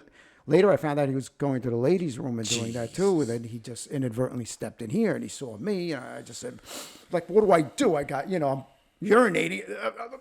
Boom. That's fucking crazy. Yeah. Oh my god. Yeah, there's always problems. But Now I bet you though. I think it's full circle I would now. have. I think I would have been in trouble. If Oh I yeah, cracked for him sure. now. Oh, Yeah. absolutely. You would have somehow been in trouble. I think You it's full disrupted his moment of bliss. You Yeah, should be yeah, canceled. I should be shot. Should be shot. What's wrong with you? Shot with an AR-15. Yeah. See how it feels. Yeah. So yeah, the crime was real high. Let me tell you how Giuliani did it. And he did it like very logically. What he started with the squeegee guys. Remember, you say you're driving your 370, they come up with those shitty squeegee guys. Yeah, my God. He got rid of them. The Good, beggars, the thank God. squeegee. So what happens at that point is the opposite of what's happening now. So when the drug dealers see that the squeegee guys are getting hammered and getting arrested, they're not going to still deal drugs. No, yeah. So that's what happened. That's how Giuliani cleaned it up. He did a lot of good things. Now, though, I mean, you could go in the store and if you shoplift under a certain amount, like $800, you can't even be arrested. So that opens up, that gives you the green light to shoplift. Oh yeah, for sure. Hell, if I didn't have a conscience, I would do it too. Yeah, Like, you if I had just go nothing and to go, I'll go bust- shoplift 800 a day. I'm making more than more than the CEO now. Oh my God, that's crazy. It's not good. Yeah, I think. Because the good, what's going to happen? The people that live in the area, they're going to suffer. The stores are going to go out of business. They're not going to, I remember after the Newark riots, I mean, the first supermarket didn't happen. The ShopRite was on Martin Luther King Boulevard, which used to be High Street. It took maybe 50 years to come back. The people of Newark didn't even have a regular supermarket that they could go shop. That's bad. Yeah, that is very bad. Everybody deserves a drugstore, a supermarket, convenience. But you drive the businesses out. Insurance rates are too high. Wherever there's high crime rate, it's not good. Yeah, no, for sure. And I mean crime rate. I don't mean, that's it. The people that live there suffer. Mm-hmm. That's interesting. Yeah. Wow. This is a lot of good stuff in this episode so far. I'm pumped. These are good conversations, especially your story about knocking the freaking serial masturbator out. That was awesome. Right. I mean, I had. Well, you want to hear one more? Yeah, let's go. More. Let's go. I had a professor. God rest his soul. He was a good guy. He's older. He had a stroke. And I was writing a thesis, and we're just walking. It was downtown, and it was a little bit later at night. And he's like, like a really brainy guy, and we're talking. And we're just talking. Some guy comes up and he goes, "Give me all your money." And the professor's still talking to me. He's oblivious to this guy. And I go, "I got to get this shit done. I need this guy's help." I just said, "Yeah, just a minute." Boom! I kicked him right here and knocked the knife out. Nice. And he ran. Oh, nice. He ran. Yeah. That's fucking awesome. Yeah. Yo, Gus, you're badass. Love it. I was a lot younger. I wasn't going to take any shit. I mean, I would have given him my money, but I had to get the paper done. Yeah. For I sure. don't want to stay here another year because of you. Yeah, exactly. I went, what do I do? I had a clear shot. I gave him a crescent kick, like right there, and it went flying. Yeah. That's I saw awesome. like on a movie. I said, that shit works. I could have got stabbed. I love it. Oh, man. So, there's another thing. I'm going to change one of the topics that you have on here that we really haven't discussed yet. But I want to know what the differences are from back then till now. Because I know what it's like now. It's a disaster. Oh, the God. dating game. Oh, man, yeah. Dating relationships. Well, I tell you, you met, like my daughter always says, you meet organically. What do you mean? Oh, in person. Is that what you mean? Yeah. Well, yeah, that's how I was used to. There was no... the closest thing to dating on social media was back then you used to put like an ad in the want ads. Get out of like, here. yeah, like you would be a handsome Italian stud looking for blah, blah, blah. Do you like pina coladas? You like pina coladas and get right, like the pina colada song. That's but my era, you went to clubs, you went dancing. I'm sure your parents too, and you met people, and nobody gave a shit what color you were, what sexual orientation you were. None. Yeah. None. It was great, and I think that's the big difference. Now you rely too much on the screen and social media and everything else. And to me, I listen to some people when they talk, they overcomplicate love and relationships. It is so complicated. Can you expand upon that, please? I don't know how to describe it. like, back in the day, you just went with your heart, and that's all it took. You felt it. Now it's all like, yeah, but okay, like somebody's got to be a certain height, a certain weight, but they got to have a certain amount of money. But it wasn't like that back then. Yeah. Either you felt it or you didn't. It was just a lot more fun, I think. I mean, you could just go out and have a good time. Yeah. Yeah. Do you see a lot of do you see any issues with modern dating or modern relationship or modern, like, do you have patients that, or do you not really, like, I mean, you're clinical, like my daughter, like, she's that millennial therapist. She does women relationships. She helps with women. What I see right now is people aren't really interested in settling down or even getting married. I mean, the one thing that I noticed is, I read, I'm pretty sure this is true, that the sale of engagement rings and diamond rings has plummeted. Really? Plummeted, yeah. Nobody's really getting married anymore. I feel like that has a lot to do with the hustle not community, but I guess the hustle era that we're in. Yeah, so like everyone's focused on their goals. Themselves. Yeah, exactly. Themselves. Yep. Yeah, but in order to fall in love, you got to also let the other person into your life. Mm-hmm. And it doesn't. Can I be frank? I think that, no offense to young people, but I think compared to my generation, you're 10 years behind. So if you're 32, we were the same kind of way when we were 22. Mm-hmm. If you're 32, we were like 32, you got to be 42. I see that. Mm-hmm. Yeah. And you know what? It's not your fault. There's a lot of socioeconomic conditions. You were born into the Great Recession in 2008 that knocked you out. Now it's no better. The inflation that you have now is crazy. A lot of it is economical. The other thing that how I've seen society change is that you need a double income. You got to have double income. It's not easy, as you know, right? You got kids. Yeah. It's not easy at all. Yeah. Not easy at all. No, for sure. And then people, young people are looking at that saying, man, do I really want to have kids? Do I really want to get married? Is it worth it? And they've seen the divorce rate probably very high with their parents, or they're seeing squabbles and fights and everything. And to a large extent, I can't blame them. If they don't want to, they don't have to. It's work. No one wants to work I don't anymore. want to work. Any relationship that's work, I don't want to work at it. I literally I'm of the mindset that shouldn't be work, right? Yeah, it should not be work. And obviously there's going to be, like, it's not going to be easy. Marriage, like, I'm not married, but I could only imagine. Hash it out. Yeah, you definitely have to be like a team, right? Oh yeah. Absolutely. I mean, that's what people were so surprised, like, oh, well, did you ever have an argument with your wife? Like, when we got engaged, I was like, no. That's good. They're like, yeah, but then they thought it was too good to be true. They're like, oh, you have to. Don't tell nobody. Tell them you have arguments. They'll give you the Maloik, right? They'll give you the eye, like in Italian. Yeah, the Malacca. The Maloik. Yeah, the Malacca means jerk off, like the kid did to me at the bathroom. The Malacca is Greek. No, that's good. If you could look, guys, at any age and everything, you know what the key to a relationship is? Compatibility. Yes. You got to be compatible, man. You gotta freaking, dude. That's why I'm of like the mindset right now. I'm 30 and I'm single, and I just want to find the right one. Yeah, you're young. You're still take your time. Exactly. Yeah. The And right like I said, one, she's dude. getting there as fast as she can. Yeah. That's true. You both have the same mindset right now. You're just waiting to meet up. Yeah, essentially. No, it's very true. And like the one thing I like that you said before, and I agree with that. And there's one thing that you said before that is me to a key. It's about your heart. Like, you can feel it in your heart when you know that you like someone. And you want to know what the problem is with my generation is too many people get scared. They think it's crazy. They think it's... honestly, you think it's crazy until you get somebody who you're not compatible with, who's not showing them their emotions. And then 5, 6, 7, 10 years down the road, you're like, well, so-and-so never shows the emotions. Yeah, well, you fell in love with that. You didn't fall in love with the passion. You know what I mean? Well, I see that with...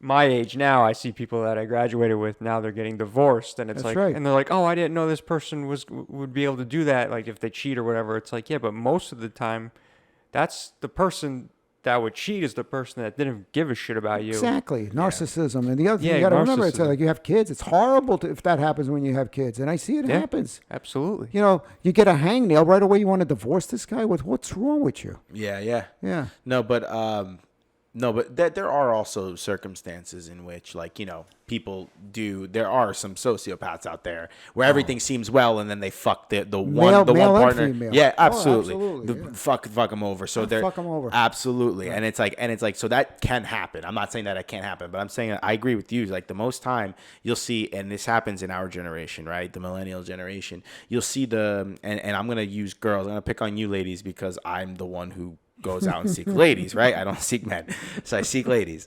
But what I'll see is if you put too much into it, I'm not talking about being up somebody's ass. I'm just talking about you state your intentions and you show interest. For some reason, that spark, that challenge of getting you goes away. But once someone shows you that you're not there or you're not giving them any attention, they want you more. They want what they can't have, right? And that's a human nature. That's not just women. That's men too. You want what you can't have. I guess, but I like a relationship where if I'm demonstrative, they're back. That makes me feel good. Yeah. I don't want to work for anything. Like if you don't like me, fine, I'm out. Yeah, exactly. You know what I mean? I'm not gonna play those games. No, exactly. Yeah. No games. But No games. the thing is, there's like to your point, in our generation, not always, but those game players, right? The players are the ones who don't give a shit. They knew. Like the game is so easy, folks. The game is so easy. You want to play I don't play a game. You want to play the fucking game? You show just enough interest, you take it away. And that's it, fellas. That's it, ladies. I just gave the secret away, and you'll fall for it 10 times out of 10 if you're that type of girl. You show some interest, and you just go away, and you pretend like you don't care. Ghosting. Yeah, and then boom, Yeah, they ghost and or then, gaslight you. I learned all the terms. yeah, ghost and then right when you hit them back a couple of days later, boom. Oh, they're so happy. Yeah. Dude, it's a stupid game. Stop playing it. Yeah, it is stupid. You don't want to be with somebody like that. Now, let me tell you why, because you'll attest to this, I'm sure. Like, if it's good, if it's really good and you're compatible, when you get married, it gets better. When you have kids, it even gets better. But if you're not, and you think these quirks that you can't get along with, or when you're not sure that they'll go away when you get married and have kids, no, they get amplified. Yeah, it's like a firecracker compared to an atomic explosion. Yeah. Oh yeah. Yeah. Yeah, and then put a ring on, and then you put them in a corner where they think they can't get out of now, or it's harder to get out of. Yeah. Then, like you said, you're gonna see all that amplified. Yeah, you're going to see all that amplified. Yeah. But I mean, I'll tell you, if you get along with your wife, I mean, man, thank God you're blessed, man. You're more than all the money in the world. If you told me, like, you could have somebody that you just get along with, or a good friend, or it's worth more than all the money in the world. What good is it? You know? Find the one with a good heart. Yeah, look at all the millionaires and billionaires, how fucking miserable they are. Not all. A lot are. I've seen it. But, I mean, they're not happy. Some money doesn't make you happy. As long as you have enough to pay the bills and you're not struggling, that's what it is. But maybe like the purpose behind what's making you the money is probably like the reason you get up every day. That's what should make you happy. Yeah, and then the money is the byproduct. Yeah, and then to share that with someone. That's the biggest thing. Because you could say all these things like the real happiness. It's true what I'm about to say. You don't like the happiness is going to come from the inside. The love is going to come from the inside, meaning you are going to love yourself and you're going to be happy. You're going to be internally happy. Doesn't mean that you don't want to share that with someone. Like you definitely do. And you want to feel comfortable sharing with somebody. Yeah. You don't want to get gaslighted or ghosted, shit-lighted or whatever. Shit-lighted, yeah. Malaka, like that was the guy at Port Authority Garage. I didn't hit him now. It don't matter, yo. That's good. You should have hit him. I wasn't gonna let him do that to me. Fuck yeah! No way. Piece of shit. No way. That's great. Freak, man. This is a fun show. Man, I love it. I love it. This is what I wanted to ask you about. Yeah. I want to know what your thing about this is. Completely off topic. That's all right. I read this book called Many Lives, Many Masters. Okay. A psychiatrist named Dr. Brian L. Weiss. He's 74 now. He's famous. He has a couple books, and he's famous for the book he wrote. He was big into hypnotherapy. Yeah. And he did hypnotherapy, and never with the intention to regress someone to a past life. Yeah. But he ended up one of his really, really famous patients in the book. The whole book is about her, right? Yeah.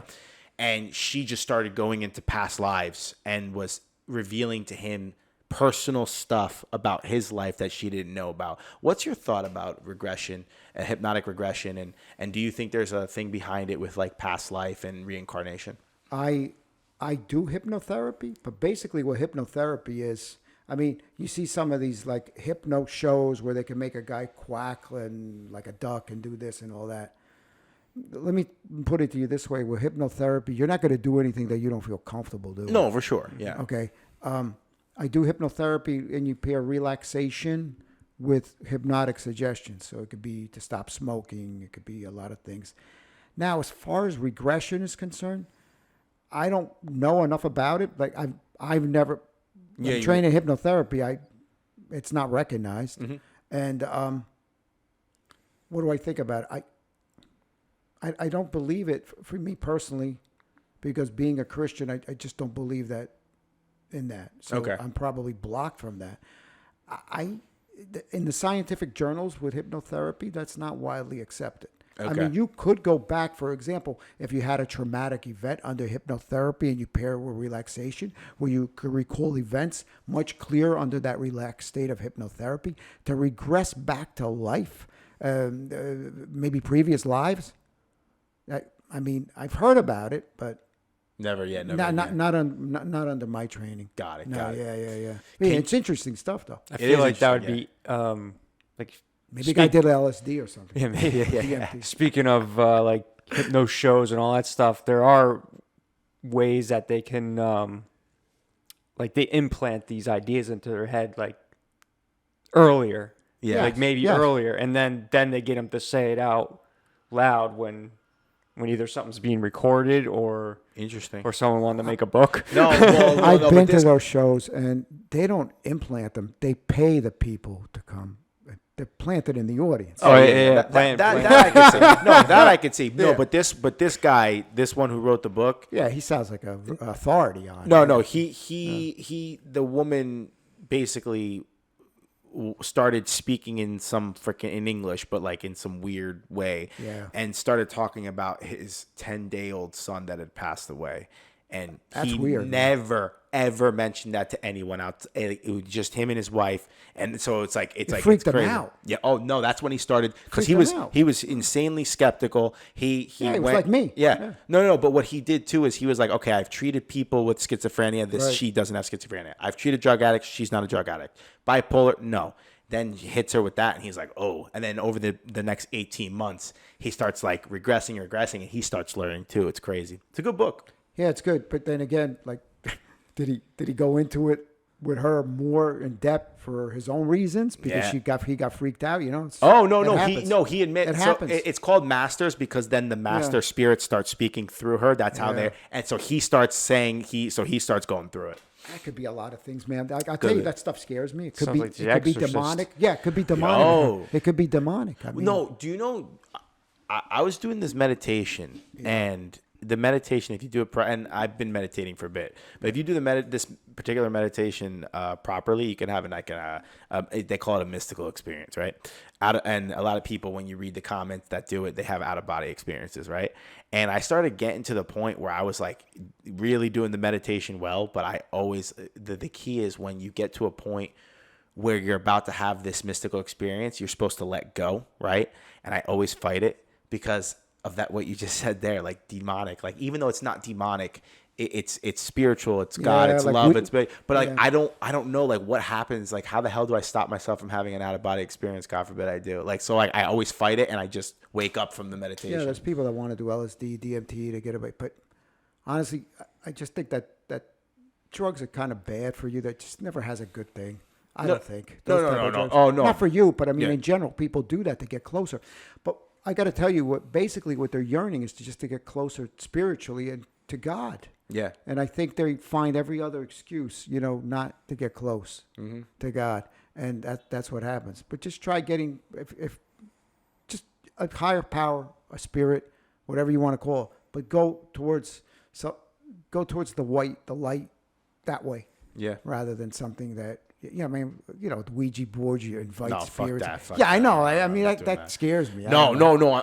I'm saying fuck that, not because like bullshit. Like I would never have No, you that would never board in do my it. house. Right. I watch That- too many that shit horror is- movies. Yeah, so bro. Yeah. That shit's not entering my house ever. I will never open one of those boards. Never. There's two schools of thought. Like, if people that actually go to connect with a loved one that's deceased, and they go to a medium. I mean, is it really the person speaking through them? Is that them, or is it a spirit? I don't know. Yeah, you don't know. I just don't want to mess with it. Well, I always look at it where you see a psychic. I'd be like, I'm gonna walk in there, Yeah. and then when she goes, okay, it's gonna be $20. I'm like, I didn't have $20. You should have known that. Goodbye. That's exactly. That's good. You know what happens with like on the boardwalk and all that, like with the psychics, they'll tell you have a curse on you. I had a patient like that. She had a curse on her, and she wanted like $5,000 to take it off. I don't know. Yo, get the What the hell fuck do outta I do here. with that? Yeah, right. I don't know. I don't know. At that point, Hey, give me $5,000. I'll take it all. I'll go, here, I'll do it for free. Yeah, exactly. Holy shit. I got her out of it though. I told her that she was Catholic. I said, go talk to your priest, and Yeah. and I talked to the priest, and it was pretty good. Good. Yeah, saved her $5,000. Yes. She stuck me with my bill. That's all. But she was ready to give it to Madam Oh my whatever on the gosh. boardwalk. That's hilarious. Oh man, did you have any other topics you wanted to cover? Or did we cover all the I think we topics? got man? everything. Yeah, This that was was awesome. great, man. That was awesome, man. I love great. this. Yeah. We do have one question. Yes. There was one question coming in. Oh, really? Yeah, we have one Okay. question, and it's. Okay. Let's see about it. Let me actually check the Instagram to make sure that there wasn't any late questions coming in because we had a late question. Are there people watching? Or is it Oh live? no, it's not live. No, Just- no, it's okay. just Oh, okay. Hold on. Thank God I checked Okay. because my brother Nick, Oh, Nico. Nick, tell him hello. Oh, this is actually a really great question. Thanks for your question, Nick. Has Dr. Gus, have you ever treated a transgender? And what is the mental trigger that takes them there? To what's their trigger first of all, have you ever? Well, here's the thing. In my illustrious, since I started in this field as an intern and everything, it's been 40 years. Mm-hmm. There was only. I think talk. If you could put sorry. No, it's okay. No, yeah. It was only. There was only one that was in drug rehab, Okay. and I mean, she was just treated like anybody else. I mean, she was there for drug. I've never really treated a trans person. Okay. But I treated one that was in the clinic for drugs, and she got treated just like anybody else. And I think that's the whole thing with trans.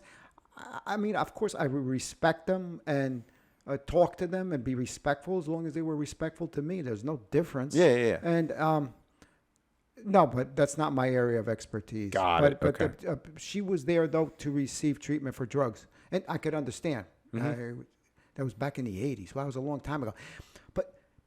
But the thing is, I saw some statistics on like how many transgender people there are in the United States. They said it's less than 1%. So it makes sense how I just saw one in 40 years. Yeah, it's true. Unless there's a specialty. If a mental health professional specializes in that area, then they're going to be much more. Yeah. They're going to be sought out. Yeah. Absolutely. Yeah. All right. Thanks. They're not the ones that are causing a lot of the problem. They're not causing the problem. No, the ones causing the problem are is the pedophile and that infiltrated. Sociopaths. And Yeah. all that. Sure. Yeah, absolutely. So, boom. Thanks for your question, Nick. Now, Anthony Bongiovanni, what's going on, brother? With first responders, so he's a first responder. Yes. And all the stuff we deal with day in and day out. When should we be worried that a person is tipping into their PTSD range? What could be some of the most obvious signs that people miss? It's a great question. Okay, so he's saying that, is he a paramedic? He's a paramedic. Yeah. Okay, so he's saying if he's making a call and he's worried that somebody's having a breakdown.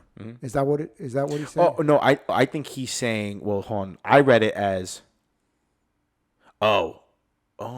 okay, hold on. Is he talking about himself? No. I thought he was talking about like for the profession. I thought he was talking about himself. Himself, Yeah, yeah, on- like He is how talking to about jobs, himself. right? That's what I'm okay, thinking. So post-traumatic. So with post-traumatic stress disorder, you have to see something that's out of the ordinary, which a paramedic will. They respond to car accidents. They respond to domestic violence. They get the aftermath. It's a very special job. He's a very special human being because, God forbid any one of us could need him. It could save our lives. But I think that if you're going to start to get burnt out, you're going to start getting anxious, and your fuse is going to get a lot shorter, and you're going to get nightmares. You're going to think about it repeatedly, and you're not going to be able to concentrate on anything that's good in your life. And it's time to rethink things and get help. Okay. A lot of people don't last that long in that profession. Yeah. It's a very stressful profession. Extremely. I can imagine, I should say that. It's extremely stressful. Yeah. That and an ER doctor. Yeah. Trauma surgeon. Yeah, it's very stressful. But particularly a paramedic, because they're going to come upon accident scenes, and they're going to have to deal with it. They're going to have to get somebody out. They're going to have to administer. They're going to have to give them CPR. They're going to have to give them the right medication. The other thing I'm sure he has seen is drug overdoses, young people dying of fentanyl or heroin. That's sad. No, for so sure. You keep seeing that, but if he'll know, he's going to feel burnt out. He's going to get short fuse. He's going to have trouble sleeping. He's going to feel anxious. He's going to feel depressed, and he's going to have ruminating thoughts that he can't get rid of. And then it's time to get some help or rethink things. Yeah. Cool. Awesome. Thanks for that answer. Yeah. Anthony, stay safe out there. Just be safe. Yeah, man, for sure. Yeah. Echo that. Awesome. Those were the two questions. Thank God I checked, because last time we had someone responded, but hours after. You had that jujitsu woman that she was great, Cheyenne. Yes, she was good. Yeah. Oh, yeah. I saw that episode. Oh, I would love to have an episode with you two on here. Oh my God, that would be. But perfect. just don't tell her, because I think she could kick my ass. My son Paul said she could rip me up in 30 seconds. Yeah. I said, all right, you're right. I love it. I would love to do a show with her. Yeah, absolutely. Yeah, for sure. And for those of you pure listeners and viewers, of course, Gus, as I mentioned, is Paul's father. So Paul Mouhtis, the black belt at Pure MMA. So just to put a name, face to the name, just everything. No, she was good. She was very good. Yeah. Hell of a story, She had an incredible story. Yeah.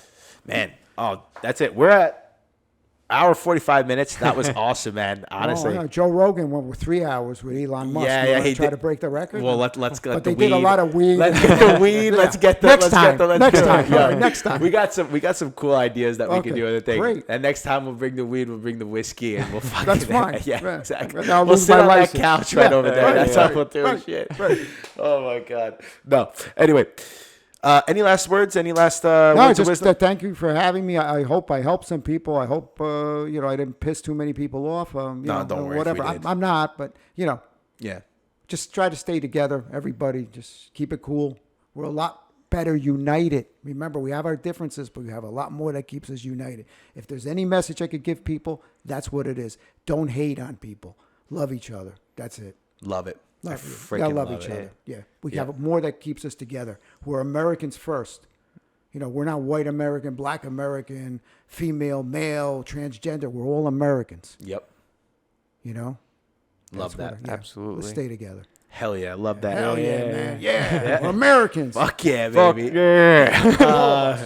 Any last words for you, Johnny? I just want to say it was a pleasure meeting you. Man, it's a pleasure to meet you. Great to man. talk. You enjoy across you. from You have a beautiful family, your kids, and everything else. That's Appreciate great, man. that so much. Yes, sir.